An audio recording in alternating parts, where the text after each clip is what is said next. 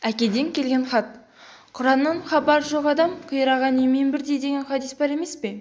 Өздеріне түсірілген кітапты оқымайтын, онда не жазылды екен деп қызықпайтын мұсылмандарға арналған бір мысалды айтып берейін. Бір кісі бала-шағасын асырау мақсатында алыс шетелге барып жұмыс істейді екен. Ол кезде ұялы телефон байланысы, интернет деген атымен жоқ. Ол ылғи да үйіне хат жазып тұрады екен.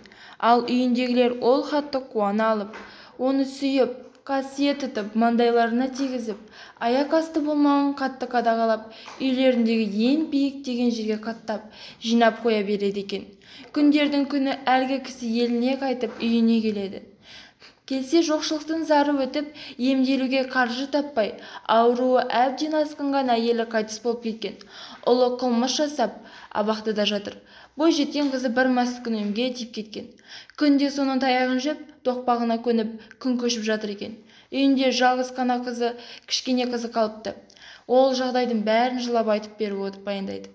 Әлгі кісі таңғалып, мен сендерге хат жазып тұрдым емес пе?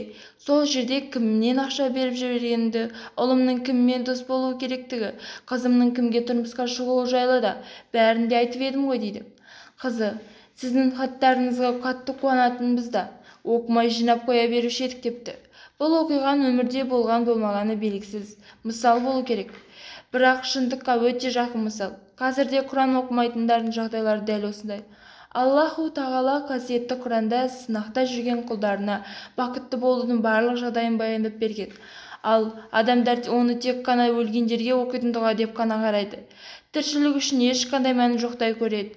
Ертең олардан шариғияда амалдар мен тыйымдарды қалай орындағандарын сұрағанда не деп жауап береміз деп ойлайды екен. Біздің міндет бауырларымызға жанашырлықпен Алланың ақиқатын жеткізіп қалу.